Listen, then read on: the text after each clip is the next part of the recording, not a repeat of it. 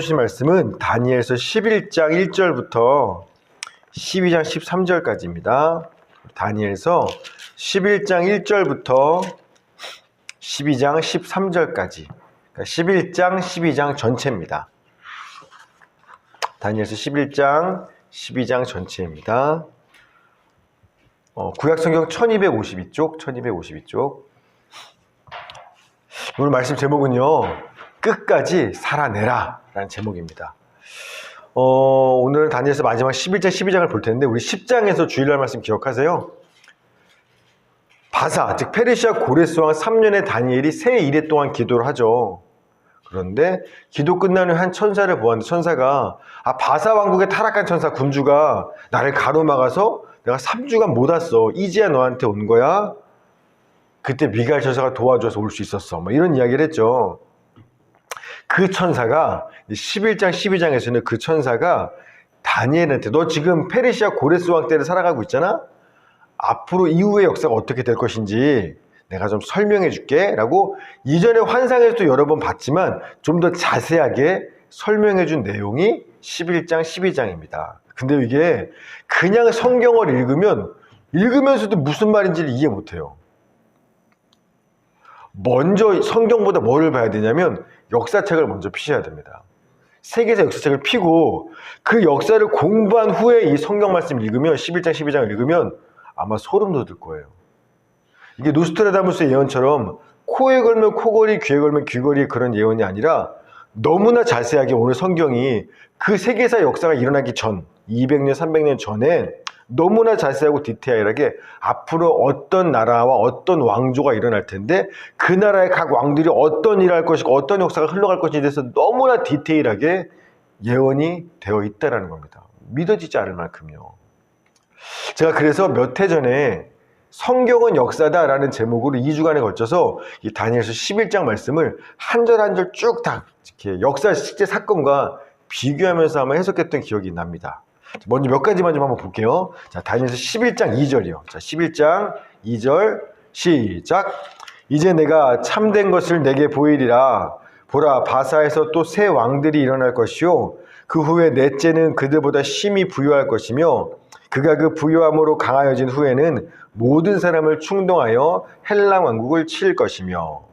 지금 바사는 페르시아인데 지금 고레스 왕 때입니다. 그런데 이후로 새 왕들이 또 일어날 거라는 거예요. 그 새 왕은요, 캄비세스, 스멜디스, 다리오 히스타스피스고라는 왕입니다. 근데 그 후에 넷째 왕이 일어날 텐데, 이 넷째 왕이 앞에 왕들보다 더 크고 부유하고 강해서 헬라를 칠 거야 라고 예언돼 있죠.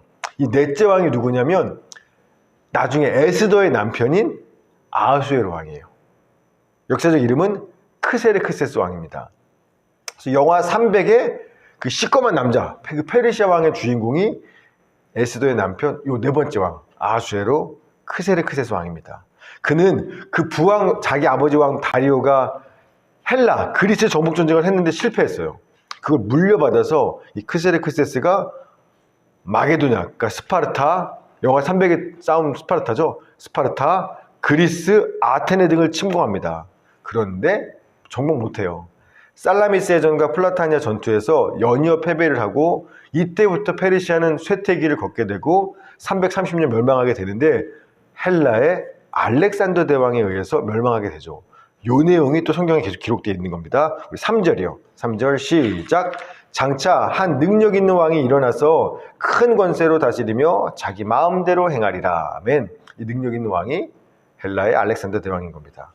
자, 그런데 4절 읽어봅시다. 시작. 그러나 그가 강성할 때 그의 나라가 갈라져 천하 사방에 나누일 것이나 그의 자손에게로 돌아가지도 아니할 것이요, 또 자기가 주장하던 권세대로도 되지 아니하리니 이는 그 나라가 뽑혀서 그 외의 다른 사람들에게로 돌아갈 것임이라. 아멘. 그 헬라가 알렉산더 왕이 한참 강성할 때 33살에 갑자기 죽습니다. 말라리아로. 그러면 보통 그 다음 아들이 왕위를 물려받아야 되는데 성경은 뭐라고 했냐면, 그러나 그의 자손에게 왕위가 돌아가지는 않을 거야. 그 나라 뽑혀서 다른 사람들에게도 돌아갈 거야 라고 이야기하죠.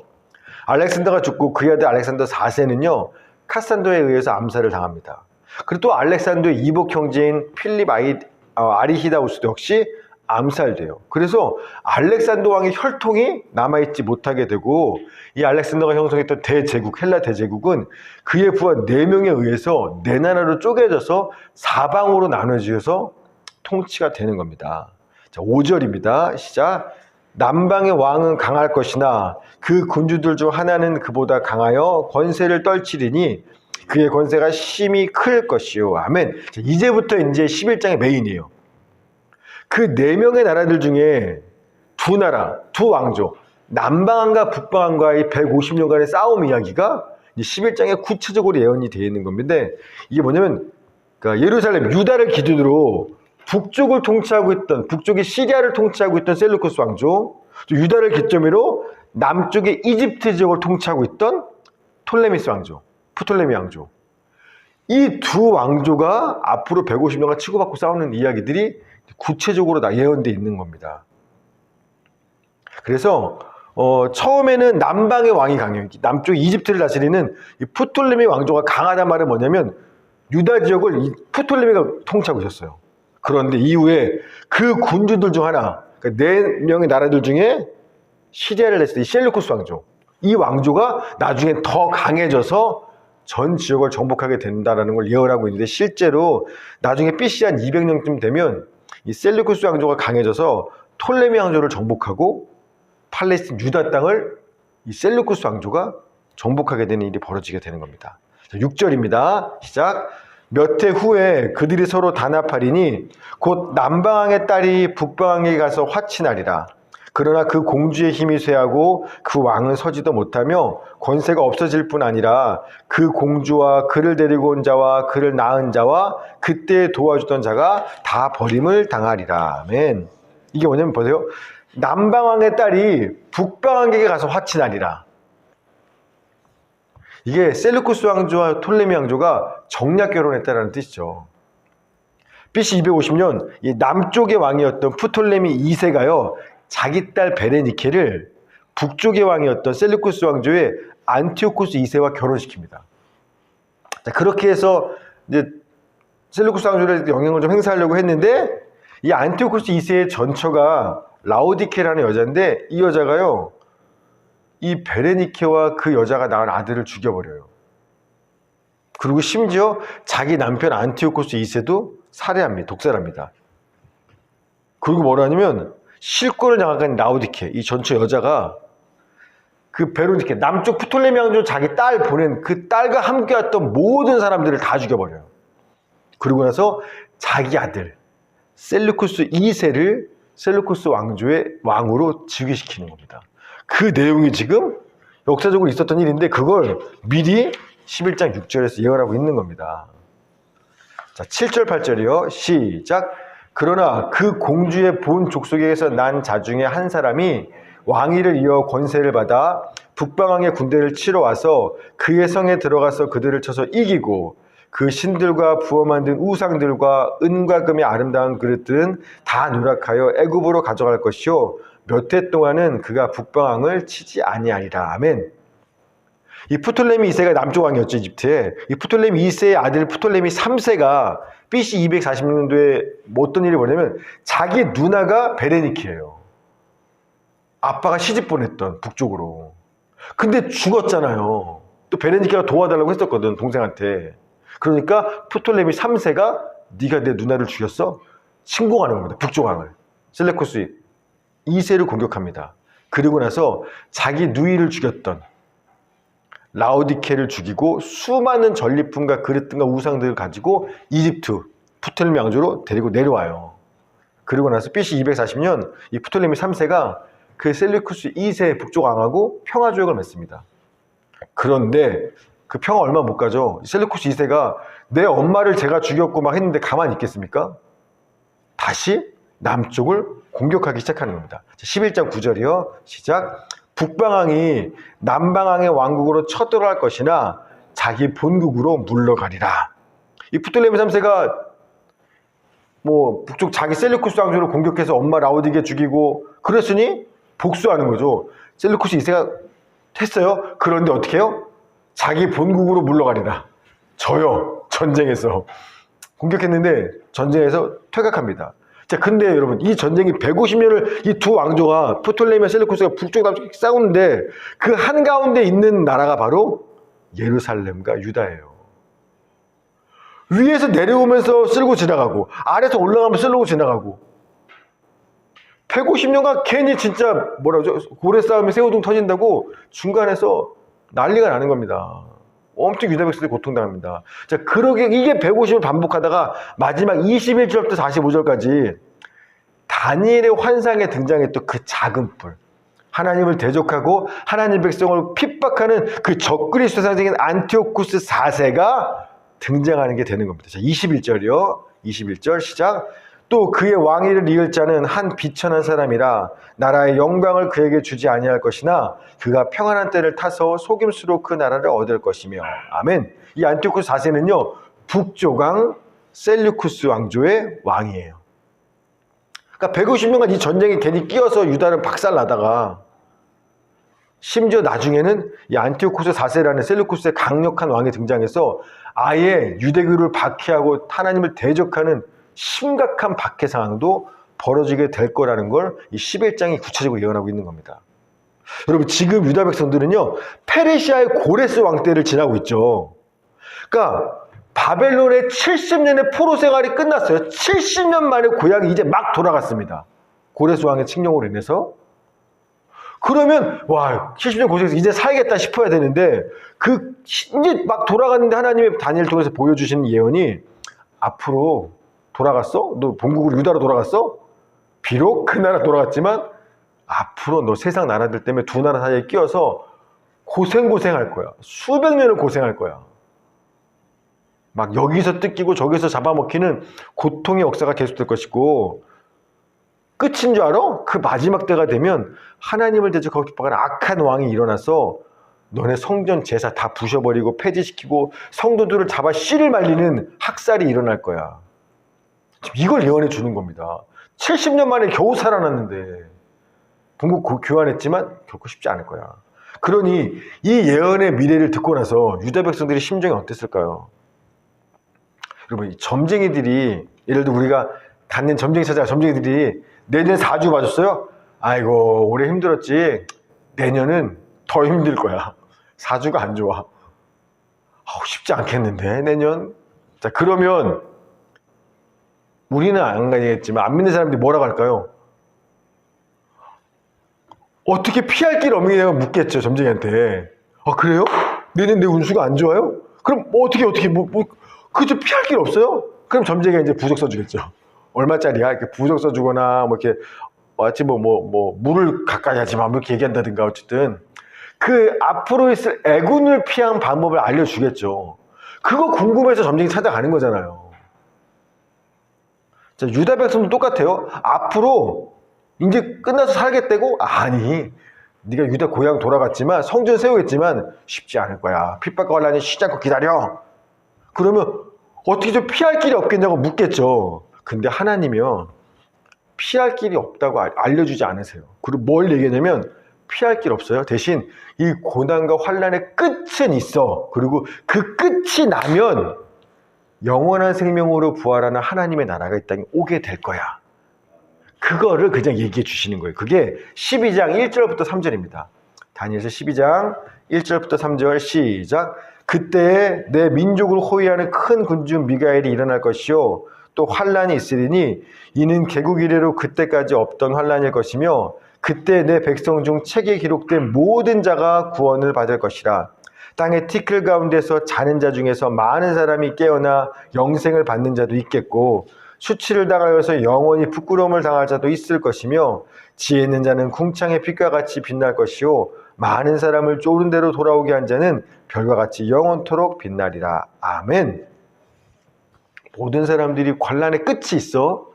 모든 사람들이 부활해서 영생을 얻는 자, 구원받는 자가 있을 것이야. 멸망하는 자도 있을 것이고 그 구원받는 자는 하늘의 빛처럼 별처럼 빛나게 될 거고 영원토록 빛나게 될 거야.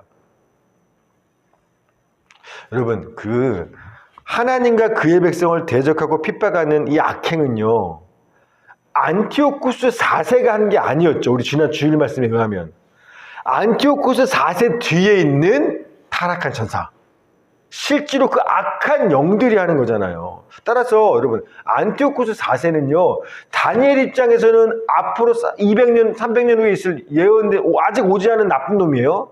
그러나 우리 입장에서는 안티오코스 4세는요, 이미 2200년 전 BC 164년에 죽은 사람이에요.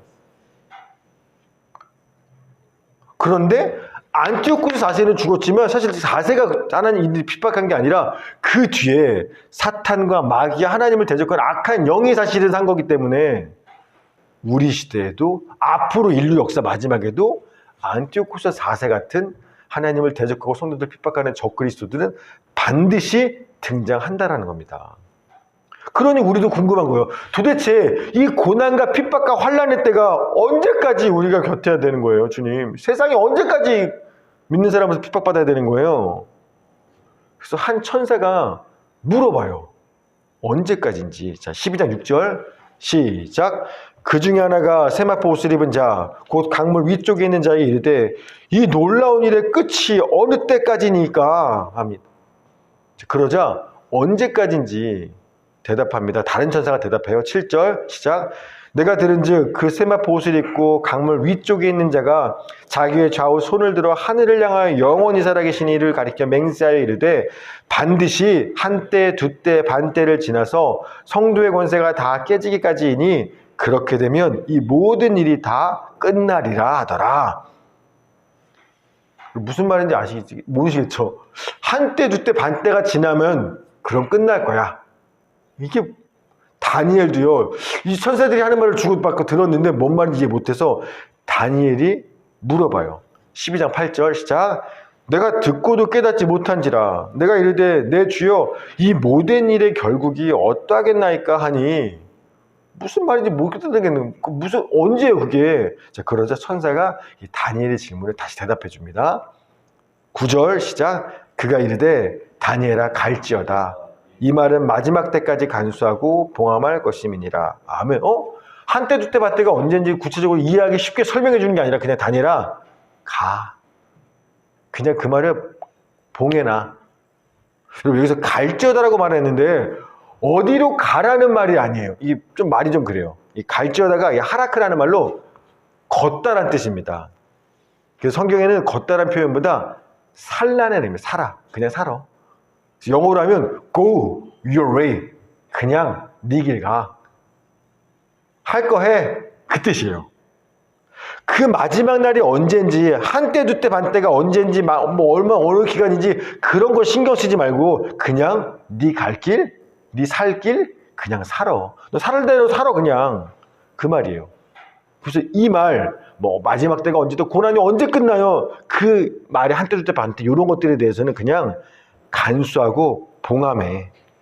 그때가 언제인진 감추어진 비밀이라고 이야기하는 겁니다. 그러니까 한때 두때 반때가 도대체 이게 진짜 3년 반인지 아니면 11절에 나와 있는 1290일은 도대체 뭐야? 12절에 나와 있는 1335일은 뭐야? 이게 전부 다 그 마지막 때를 얘기하는 숫자들인데 이 숫자들의 뜻이 뭔지는요 사실 사람마다 막 얘기하지만 아무도 정확히 몰라요. 근데 잘 모르게 하는 게 하나님의 뜻인 겁니다. 왜? 그래서 다니엘아 봉함해 둬. 마지막 때까지 그냥 간수하고 봉함해 둬.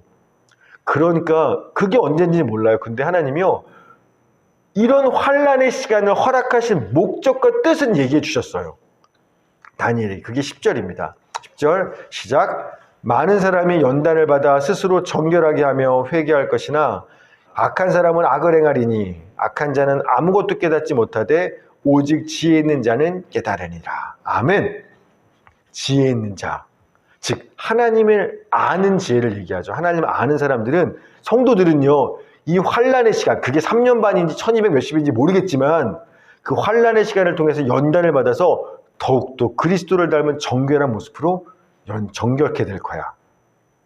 그래서 이 환란의 시간을 통해서 진짜 하나님의 백성인 사람과 그렇지 않은 사람, 알곡과 쭉정이가 걸러지고 분별되는 시간이 될 거야. 그러려고 내가 이 환란의 시간들을 허락하는 거야 라고 하는 겁니다. 자, 그러면서 다니엘에게 마지막 이야기를 하는 겁니다. 12장 13절 시작. 너는 가서 마지막을 기다리라. 이는 내가 평안히 쉬다가 끝날에는 내 몫을 누릴 것임이라. 아멘. 이게 번역이 살짝 아쉬워요. 왜냐면 원문에는요, 기다리라라는 말이 없어요. 우리는 너는 가서 다니엘아, 너는 가서 마지막을 기다리라. 근데 원문에는 기다리라가 없어요. 정확히 번역하면 이거예요. 너는 끝까지 가라. 아까 얘기했던 하라 그 똑같은 동사를 쓴 겁니다. 너는 끝까지 걸어. 끝까지 그냥 살아. 그러면 네가 쉬다가 끝날에 일어나서 내 몫을 받으리라 라는 거예요. 즉 역사의 끝날이 언제인지, 이 고난이 언제 끝나는지, 3년 반이 언제야? 그게 이 의미가 상징이 뭘까? 그 끝이 언제일지 신경 쓰지 말고 끝이 있다는 걸 알았으니까 그냥 그 끝날이 임할 때까지 너는 go your way. 그냥 네 길을 가. 너 오늘 사는 삶을 그냥 살아. 맡겨진 일을 그냥 하면 되는 거야. 그러면 끝날에 너는 죽었으니까 잠자고 있겠지. 근데 끝날에 네가 일어나서 하나님 너를 부활시키셔서 영원한 생명으로 네 목 영원한 생명을 받게 될 거야. 요 이야기예요. 여러분, 예수님도 말씀하셨죠. 인류 역사의 마지막 끝날이 언젠지 천사도 몰라, 아들인 나도 몰라. 마태복음 26장 24장 36절, 그날과 그때는 아무도 모르나니 하늘의 천사들도 아들도 모르고 오직 아버지만 아시느니라. 그러니까 이거 막 이단들에서 3년 반이 뭔지 압니까? 뭐 1200 몇십 일이 계산, 정말 사람마다 진짜 다양하거든요. 저도 공부하면서. 예수님도 모르고 천사도 모른대요. 아무도 모른대요. 일부러 비밀로 하라고 그냥 해놓은 겁니다. 그 끝날이 언젠지가 중요한 게 아니라 그 마지막 날 몰라도 돼요. 그런데 그 마지막 날 구원받을 하나님의 사람들은 그 끝날까지 이 땅에서 뭘 하고 있을지를 예수님이 얘기해요. 그 날짜는 모르지만, 자, 마태복음 24장 39절부터 41절 이어집니다. 인자의 임함도 이와 같으리라. 그때 마지막 날에 두 사람이 밭에 있으면 한 사람은 데려가고 한 사람은 버려둠 당할 것이요. 두 여자가 맷돌질을 하고 있으면 한 사람은 데려가고 한 사람은 버려둠을 당할 것이니라. 남자들은요, 마지막 종말의 때가 왔는데 뭐 하고 있어요? 밭에 나가서 일하고 있어요. 밖에 나가 열심히 일하고 있는 겁니다. 여자들은 뭐 하고 있어요? 집에서 맷돌 가면서 음식 준비하고 있는 거예요. 각자 특별히 종말의 때라고 해서 뭔가 막 특별한 일을 하는 게 아니라 각자 자신들이 이 땅에서 해야 할 일을 그날도 성실하게 그저 끝까지 하고 있을 뿐인 겁니다. 이걸 어떤 목사님이 하루하루 살아내고 있다라고 이야기하는 거예요. 그냥. 그 글을 제가 한번 읽어볼게요. 다니엘서는 위대한 믿음으로 세상을 변화시킨 사람들의 이야기가 아닙니다. 끊임없는 세상의 위협과 유혹 속에서도 하나님의 약속을 믿고 끝까지 믿음을 지켜낸 사람들의 이야기입니다. 그들의 믿음의 행동은 세상을 바꾸고 바벨론과 페르시아가 하나님의 나라가 되도록 만들지는 못했습니다. 겨우 자신들이 그 위기를 모면했을 뿐입니다. 하나님의 사람들은 하나님의 나라가 도래할 때까지 그저 끝까지 믿음을 지키며 살아냈을 뿐입니다. 이해되시죠? 우리가 뭔가 주를 위해 일해서 막 세상을 뒤집고 하나님의 나라를 오고 그게 아니라 세상은 앞으로 점점 힘들어질 건데 우리는 그저 끝까지 그런 힘든 세상에서도 믿음 뺏기지 않고 내 믿음을 지켜내면서 하루하루 살아내는 거, 일상을. 그게 다니엘에게 하신 하나님 말씀이라는 겁니다. 그 위대한 환상을 이렇게 다 보여주고 나서 야, 너 비전을 품고 세상을 뒤집어! 이런 게 아닌 거예요. 이걸 다 보여주고 나서 세상을 뒤집으라고 하는 게 아니라 그러니까 go your way, 그냥 살아내. 하루하루 버텨내. 그게 하나님 말씀이라는 겁니다. 하나님께서 인류 역사의 마지막 비밀을 다니엘서 요한계시록을 통해서 우리한테 알려주신 이유는요. 너네가 아무리 애를 쓰고 노력하고 막 몸부림을 쳐도 세상은 안 바뀔 거야. 더 살기 힘들어질 거고 너 예수 믿는 믿음을 위해서 핍박거라는 더 심하게 될 거야. 그러나 낙심하거나 포기하지 마. 끝까지 믿음을 지키는 삶을 살아내. 이거 하라고 앞으로 미래의 환란을 보여주신 겁니다. 이게 왜 중요하냐면요, 여러분. 이거 못한 사람이 있어요. 엘리야. 엘리야가 하나님을 위해서 열심히 사역했어요. 우리 북이스라엘이 타락하고 아합왕이 이 모양 이 꼴이지만 내가 열심히 복음 전하고 사역하면 하나님의 기초 선지자로서 능력을 행하면 회개하고 변화되겠지. 그래서 막 3년 기근을 내리기도 하고 갈멜산에서 야 아합왕 오십시오. 이스라엘 백성 다 모여. 바알 선지자 와. 한번 대결하자. 그래서 하늘에서 불 내리고 다 태워주고 난리가 났죠. 이 정도 하나님의 역사를 다 보여주면 아합왕도 회개하고 이스라엘 백성도 회개하고 하나님의 나라가 이 땅에 임할 줄 알았어요. 그런데 꿈쩍하지 않죠. 자기는 할 힘을 다해서 사역했고 막 불 내리고 다 했는데 이걸 보여줬는데도 회개하고 돌아오는 게 아니라 아합왕과 이세벨이 엘리야 내일 너 죽여버릴 거야. 자, 그러자 세상이 하나도 안 변해요. 기적을 다 행했는데 죽은 자를 살리고 그 능력 기적들을. 그러자 엘리야가 어떻게 돼요? 낙심하고 포기해요. 하나님이 맡긴 선지자의 사명을 그냥 중간에 포기해버립니다. 열왕기상 19장 4절. 하나님, 내 자신은 광야로 들어가 하룻길쯤 가서 한 로뎀나무 아래에 앉아서 자기가 죽기를 원하여 이르되 여호와여 넉넉하오니 충분합니다. 할 만큼 했습니다. 지금 내 생명을 거두시옵소서. 나는 내 조상들보다 낫지 못하나이다. 하나님 할 만큼 했어요. 나 할 만큼 했어요. 해봐야 안 되는 거예요. 그만할 거예요. 그냥 차라리 여기서 죽여주세요. 해도 안 되니까요. 세상이 안 변하니까. 그러자 하나님이 하시죠. 엘리야 포기하지 마. 낙심하지 마. 네가 아직도 해야 될 일이 남았어. 다시 내 길을 돌이켜서 광야로 들어가. 열왕기상 19장 15절. 여호와께서 그에게 이르시되 너는 내 길을 돌이켜서 광야를 통해 다메섹에 가서 하사야에게 기름을 부어 아람의 왕이 되게 하고 엘리사의 아들 아벨모올라 사바스의 아들 엘리사의 기름을 부어서 너를 대신하여 선지자가 되게 하라. 아직 네가 할 일 남았어. 안 변해도 넌 계속 그 길 가야 돼. 그래서 엘리야가요 해요.